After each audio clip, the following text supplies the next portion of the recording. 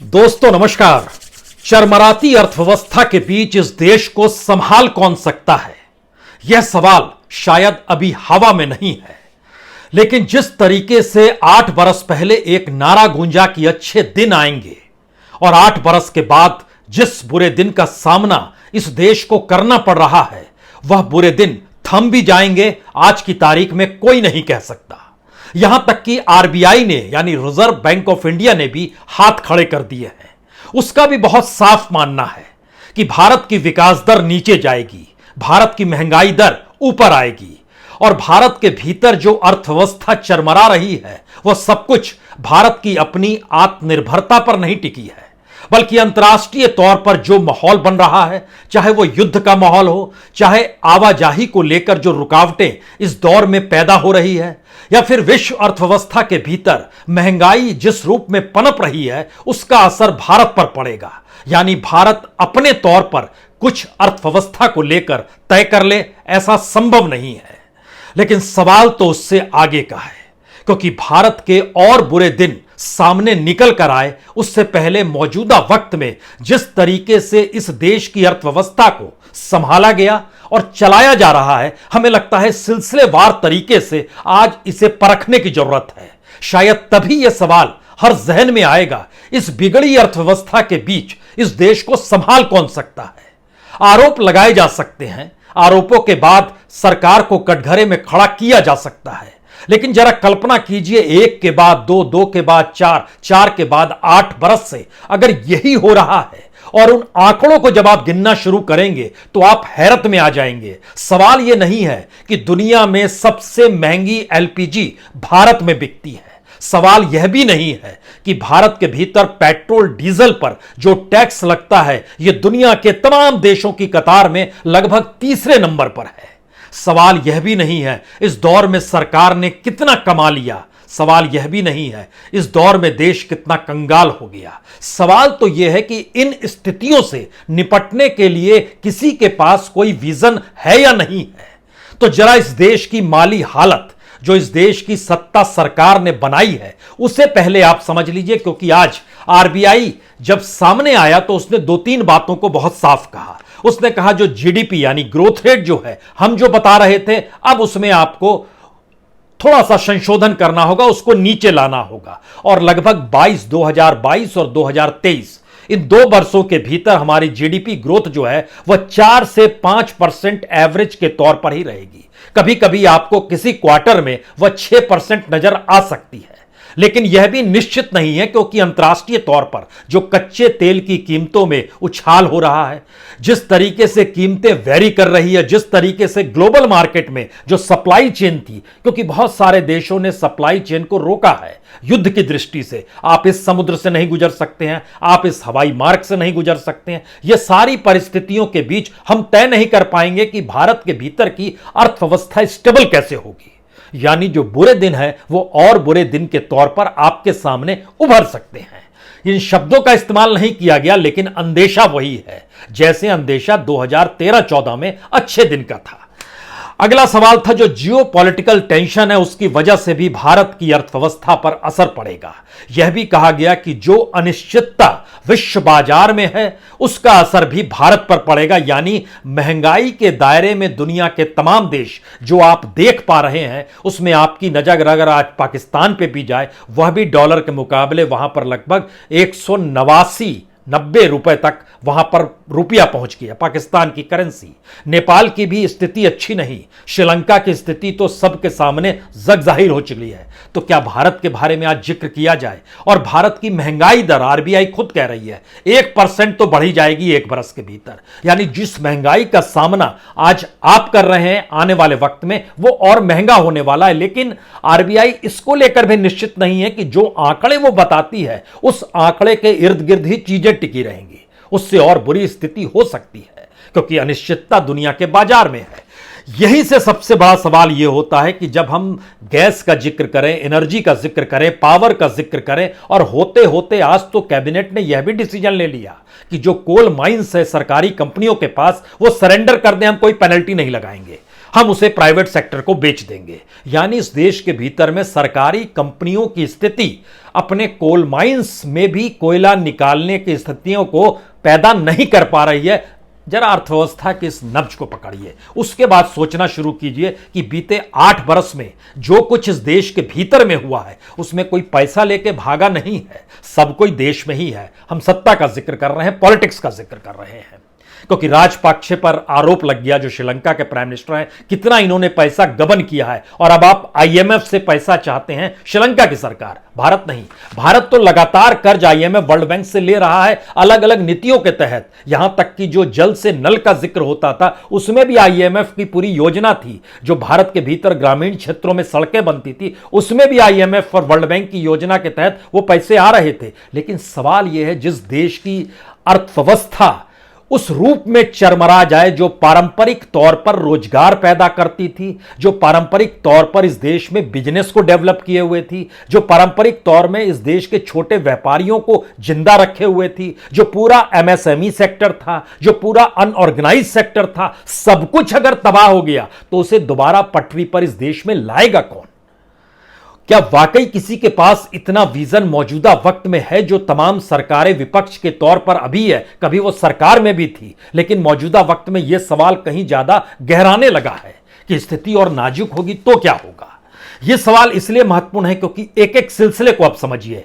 बीते 8 वर्ष के दौर में इस देश में जितने भी बैंक फ्रॉड हुए उसमें तकरीबन इस देश के 5,50,000 करोड़ तक के बैंक फ्रॉड में पैसे निकाल लिए गए। ये आंकड़े हैं सरकार द्वारा, आरबीआई द्वारा जारी किए गए। जितने भी बट्टे खाते में सरकार ने रकम डाली वह पूरी की पूरी रकम इन 8 वर्ष में तकरीबन 10,86,000 करोड़ की है। जोड़ते चले जाइए कितनी पूंजी कहां गई है। यानी 5.5 लाख करोड़ बैंक फ्रॉड, बट्टे खाते में लगभग 10,86,000 करोड़, और जो एनपीए का रास्ता था वो इस दौर में तकरीबन 21 लाख करोड़ तक गया है। सरकार बट्टे खाते में डाले, किताबें ठीक करते रहे बैंकों की, लेकिन स्थिति इतनी नाजुक है। उसके बाद आइए जो इस दौर में पेट्रोल डीजल से वसूली सरकार करती रही, तकरीबन 26.5 लाख करोड़ का यह आंकड़ा। यह इस मामले बड़ा महत्वपूर्ण है कि दुनिया के बाजार में किसी भी देश में किसी भी प्रोडक्ट को लेकर 500% तक टैक्स की वसूली बढ़ सकती है, यह कल्पना के परे है। लेकिन पेट्रोल में बीते 8 वर्ष में यही हुआ है। 531% की टैक्स की उगाही जो रेवेन्यू मॉडल सरकार का रहा उसके तहत वसूली की गई।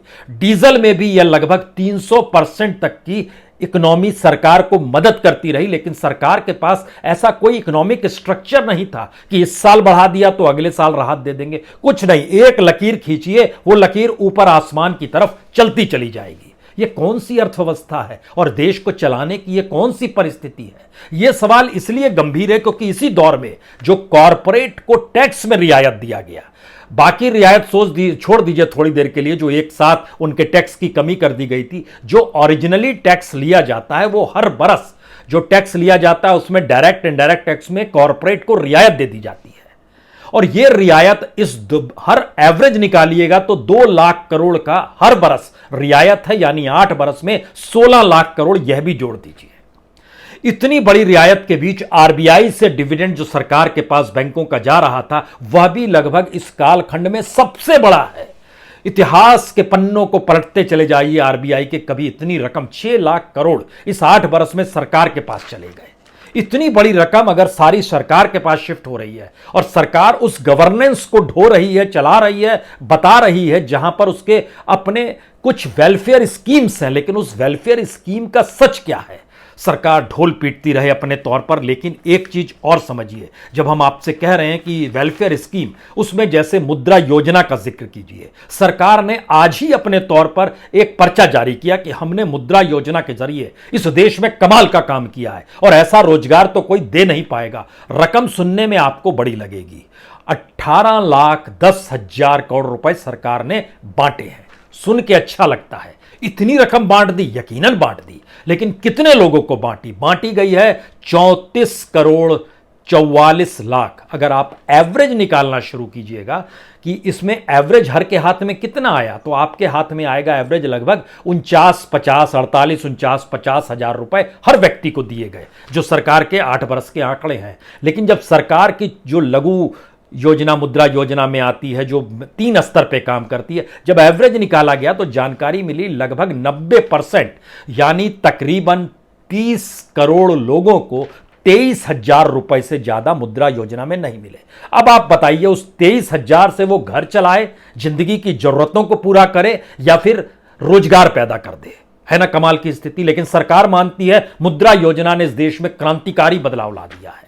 और उसमें जानकारी यह मिली कि जो 30 करोड़ लोग हैं जिनके पास 23,000 थे, वो दोबारा जब बैंक के दरवाजे पर गए तो बैंक ने कहा एक बार तो आपको दे दिया गया है, अगर इस दायरे को और बड़ा कीजिए। और दूसरी योजना सरकार अंत्योदय योजना से के जरिए घर निर्माण का जिक्र करती है। हमने घर दे दिया, 3 करोड़ लोगों को घर दे दिया।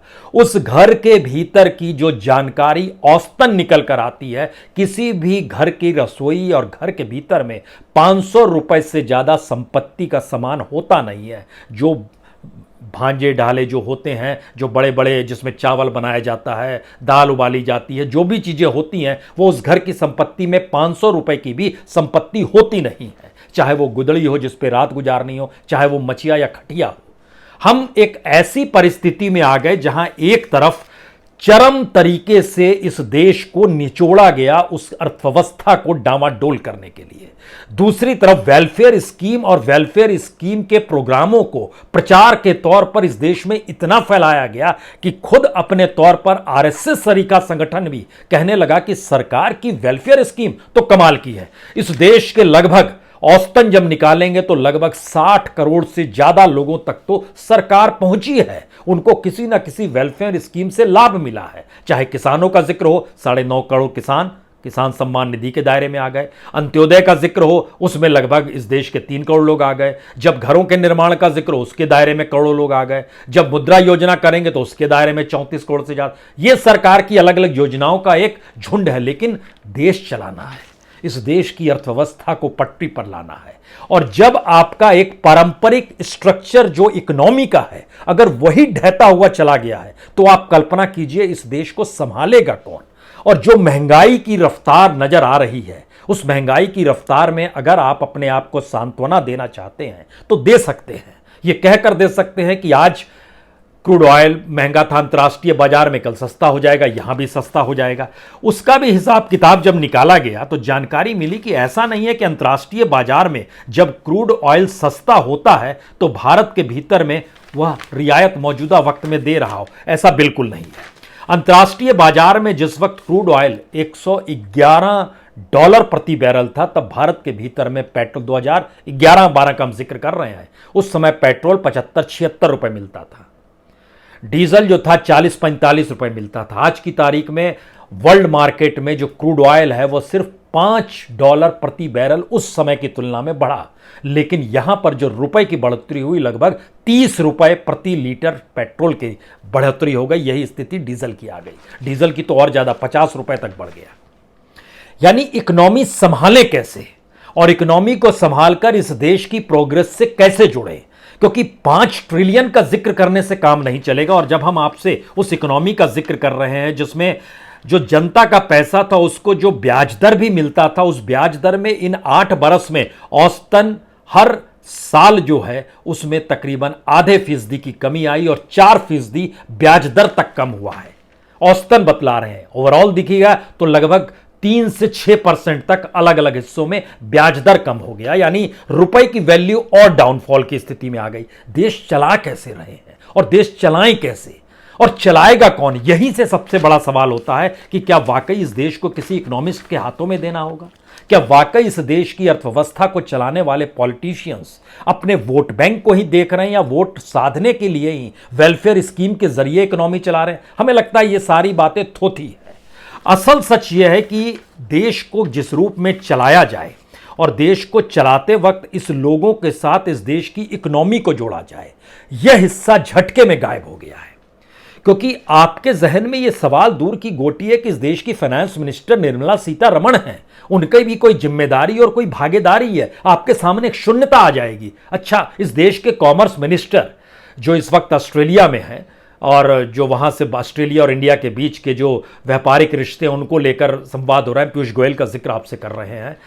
इकोनॉमी को लेकर इस देश को पटरी पर लाने के लिए उनसे अगर पूछा जाए क्या योगदान रहा, तो यकीनन ये सारे लोग, चाहे वो कॉमर्स मिनिस्टर हों, चाहे फाइनेंस मिनिस्टर हों, चाहे कोई भी मिनिस्टर अपने तौर पर देखिए, तो वो वेलफेयर स्कीम की पूरी लिस्ट दे देगा, क्योंकि वेलफेयर स्कीम इमोशनली सीधे उन लोगों को प्रभावित करती है जो इस देश के भीतर में गरीबी से जूझ रहे हैं, मजदूरी नहीं है। क्योंकि जब हमने कहा पूरा इंफ्रास्ट्रक्चर ही डामाडोल हो गया है, तो सोचिए अनऑर्गेनाइज सेक्टर से जुड़े हुए तकरीबन 30 से 35 करोड़ लोगों की जिंदगी पर इस 8 बरस में बुरा असर पड़ा है, बहुत ही बुरा असर पड़ा है।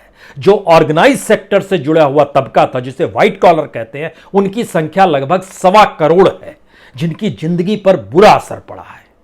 जो ऐसा तबका था जो ऑर्गेनाइज्ड और अनऑर्गेनाइज्ड यानी कुछ को सोशल सिक्योरिटी के साथ भी जोड़ा जाता था और उसको पीपीएफ फंड के जरिए यानी पीएफ फंड भी उसका काम कर रहा था, उसकी जिंदगी में जो बदलाव आया, इनकी तादाद तकरीबन 1 करोड़ 80 लाख है।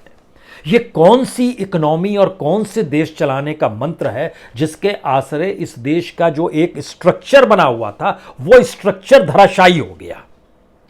ऑर्गेनाइज सेक्टर में, अनऑर्गेनाइज सेक्टर में, गांव में, शहरों में जो रोजगार की परिस्थिति थी, जो प्रोडक्शन की कॉस्ट थी, वह बढ़ गई इस दौर में। वो कौन सी स्थिति है जब आप अंतर्राष्ट्रीय बाजार के प्रोडक्ट्स की तुलना में अपने प्रोडक्ट्स को आप महंगे में उपजाएंगे तो लेगा कौन? ये जो खादान वाला मसला है, कोयले खादान वाला, यही संकट है। आने वाले वक्त में ये गेहूं और चावल से भी जुड़ जाएगा। कहा जाएगा भारत के किसान क्यों उपजाते हैं, अंतर्राष्ट्रीय बाजार से हम ले आएंगे, वो सस्ता पड़ता है। हम इस पूरी धारणा में नहीं घुसेंगे कि हमारी इकोनॉमी इससे और विभत्स स्थिति में आकर खड़ी हो जाए। कोयले खादान से निकलने वाला कोयला जो प्रति क्विंटल निकलता है दुनिया के बाजार में, वह प्रति क्विंटल जो मिलता है, जो चाहे वो इंडोनेशिया से आए, चाहे मलेशिया से आए, चाहे ऑस्ट्रेलिया से आए, लगभग 50 रुपए का अंतर पड़ता है। तो बाहरी से मंगा लेंगे सारी चीज़ों के साथ, ना यहाँ पर हमें कोई स्कीम पैदा करनी है, ना हमें कुछ बोझ लगाना है। लेकिन इस पूरी परिस्थिति में जो पूरे माइनिंग सेक्टर से जुड़ा हुआ एम्प्लॉयमेंट था, जो माइनिंग सेक्टर से जुड़ी हुई जो पूरी इकोनॉमी थी, वह एक झटके में हमारे उस डॉलर के आश्रय खड़ी हो जाएगी जो अंतर्राष्ट्रीय बाजार में हम इंपोर्ट खरीद फरोख्त करते हैं। इसीलिए बरस दर बरस हमारा इंपोर्ट कमोवेश हर क्षेत्र में बढ़ता चला जा रहा है। जिन क्षेत्रों में हम स्वावलंबी थे या इंपोर्ट करने की जरूरत नहीं थी, उस इलाके में भी हमको इंपोर्ट करना पड़ रहा है। संभालेगा कौन इस देश को? जब इस सवाल को लेकर कोई सामने उभरेगा कि देश संभालने और चलाने के लिए कोई विजन तो होना चाहिए। हम ऐसी इकोनॉमी को कैसे आत्मसात कर सकते हैं जो बाजार पर टिकी हो, जो पूरे तरीके से प्रॉफिट बेस्ड कैपिटलिज्म पर टिकी हो? एक हिस्सा ये है। दूसरा हिस्सा, अगर हम इस पे चल रहे हैं तो ये कैसे संभव है कि हम वेलफेयर स्कीम की एक मोटी लकीर भी खींचते चले जाएं? याद कीजिए उस दौर में, जिस दौर में मनमोहन सिंह थे, वो पूरी मार्केट इकोनॉमी को अपनाए हुए थे। बीच बीच में चेक एंड बैलेंस के लिए सोनिया गांधी की जो नेशनल एडवाइजरी काउंसिल हुआ करती थी, वो बताती थी नहीं नहीं मनरेगा की जरूरत है। वो अपने तौर पर नेशनल एडवाइजरी काउंसिल कहती थी नहीं राइट टू फूड की जरूरत है।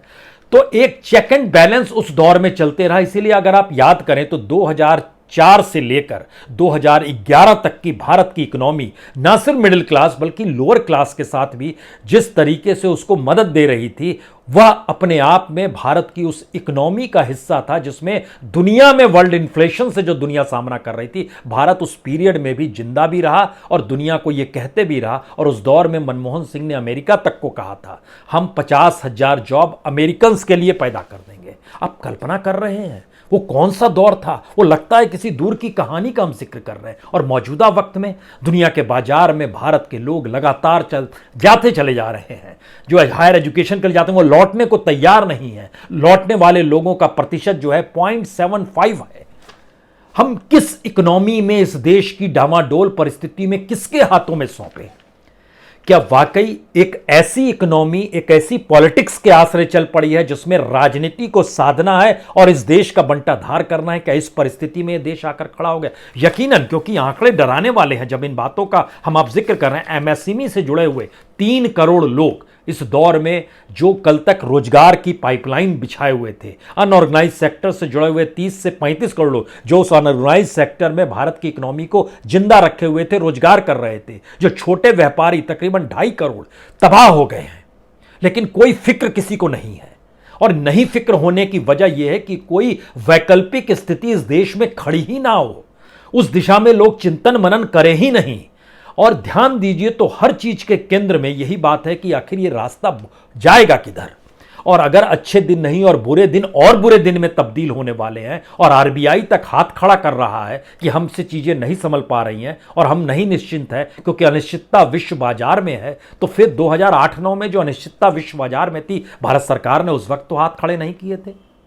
तो भारत की अर्थव्यवस्था को संभालने वाली वो कौन सी सरकार हो, कौन से लोग हो जो इसको संभाल पाए, ये सोचना जरूरी है। अन्यथा जिन परिस्थितियों में देश लगातार जा रहा है, ये आने वाली बहुत विभत्स लकीर को खींच रहा है। सवाल ये नहीं है कि नींबू 400 रुपए हो गया, सवाल यह भी नहीं है कि पेट्रोल डीजल दुनिया में सबसे कीमत भारत में बढ़ गई, सीएनजी एलपीजी की कीमत भारत में लगातार बढ़ती चली जा रही है। स्थिति यह आ गई है कि लोग घर से नौकरी खोजने के लिए भी निकले कैसे, और जो नौकरी कर रहे हैं वो अपनी जिंदगी चलाए कैसे अगर सिर्फ दुपहिया वाहनों पर चलना है। भारत में पब्लिक ट्रांसपोर्ट गायब है, भारत के भीतर में साइकिल से घूमने के लिए कोई रोड मैप तैयार कभी नहीं किया गया। हम लोग अभी भी इलेक्ट्रिक वाहन, यानी पैसे से पैसा बनाने की स्थिति की इकोनॉमी भारत के भीतर में मौजूदा सत्ता का अनूठा सच है। और शायद इसीलिए जो आखिरी सवाल बार बार निकल कर आ रहा है कि इस देश को चलाने के लिए वह इकोनॉमिक विजन जो होना चाहिए, यानी पार्लियामेंट के भीतर अगर महंगाई पर चर्चा नहीं हो पाई तो क्या यह विपक्षी सांसदों का कर्तव्य नहीं था, जिम्मेदारी नहीं थी कि वह उस पार्लियामेंट से निकलकर आकर संसद मार्ग या जनपद पर बैठ जाते और बतलाते इस देश को कैसे चलाना है, इस देश को चलाने की वो कौन सी परिस्थिति होनी चाहिए और अपनी पॉलिसीज में क्या परिवर्तन करने होंगे।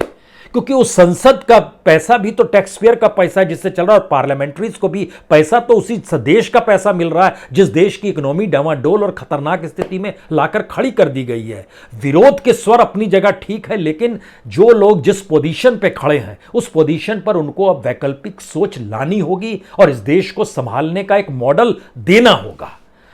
अन्यथा चुनाव पर आश्रित देश और उसी को लोकतंत्र मानकर जीता हुआ देश अंततः बुरे से बुरे दिन को लाकर आपके सामने और हमारे सामने खड़ा कर देगा, जिस स्थिति में आज एक निम्न वर्ग का तबका है जो कि गरीबी रेखा के नीचे है, जो गरीबी रेखा से कुछ ऊपर है, जो लोअर मिडिल क्लास है, वो आने वाले वक्त में मिडिल क्लास को तबाह करेगा, अपर मिडिल क्लास को तबाह करेगा, और जो पैसे वाले हैं वह इस देश में रहेंगे नहीं, क्योंकि नहीं रहने की स्थिति इस देश के भीतर में जो हेट थ्योरी है, जो घृणा वाली राजनीति इस देश में शुरू हो गई है, उसने उस देश के पैसे वालों को बाहर कर दिया। इसलिए मैक्सिमम बिलियनियर इस देश को छोड़कर जा रहे हैं, जा चुके हैं। संभाले कौन, संभले कैसे, यह एक सवाल है। होगा तो कल आपके साथ जुड़ेंगे। यह सवाल इसलिए महत्वपूर्ण है क्योंकि तमाम पॉलिटिकल पार्टीज अगर चुनाव के अक्स तले ही भारत की भविष्य को देख रही है तो इससे विभत्स स्थिति कुछ नहीं होगी। ऐसी स्थिति है जहां पर इस देश को कैसे संभाला जाए, चलाया जाए, राष्ट्रीय सरकार बनाई जाए, क्या किया जाए, इस पे चिंतन मनन की जरूरत के साथ एक व्हाइट पेपर की जरूरत भी है। कल इस पर होगा तो आपसे जरूर मिलेंगे। बहुत बहुत शुक्रिया, बहुत बहुत शुक्रिया।